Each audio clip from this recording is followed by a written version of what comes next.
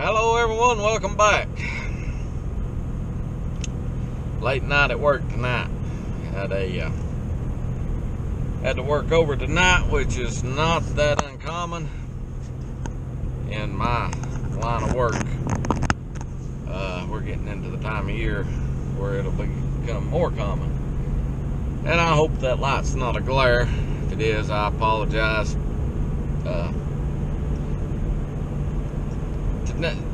Tonight's video is been doing a lot of videos on tillage, and I'm gonna do a lot more. But one thing I want to the goal I have for this year is try to get more in depth on each and every step that I'm doing in my operation, with the exception of a few. Some of the things I keep to myself, proprietary information, if you will. And but for the most part, we're going to try to get in depth. Kind of along those lines, we're been talking a lot about tillage, but I had a question the other day that triggered a thought for me about pH. We're going to talk quite a bit about fertility as well. And there's a lot that goes into a fertility program. Number one, do a soil sample.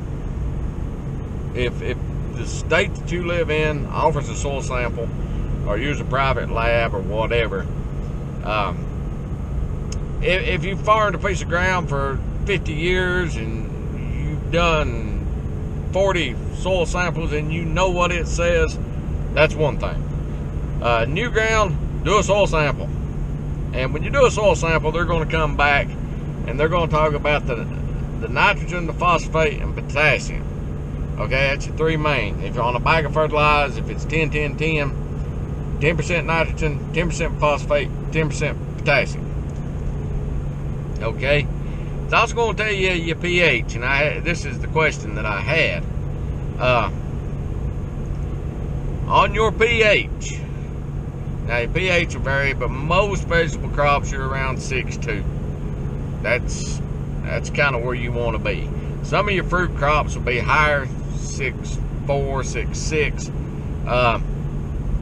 Some of your nightshade crops may be a little lower. Not much lower, 6. So the thing about your pH, you can put all the nitrogen, phosphate, and potassium you want on a piece of ground. If your pH is not within the range it needs to be, those nutrients are not available to that plant. Okay? Think of it this way. Those nutrients are in a sealed bag, and the only way to get through it, to dissolve that bag around them, is for the pH to be correct for the plant. You know, you can drown the fish, and that's what you run into. And if your pH is high, in a lot of cases, it's worse than being low. You run into toxicity when the pH is high. In other words, the nutrients poison the plants versus the plants are just starving for nutrients. I mean, they're still starving on either side of the spectrum. But on the low side, the plant will grow, it just won't grow good. It won't be as healthy. On the high side, it may kill the plant. I've seen soil samples from this county right here in the 3.5 range. Okay?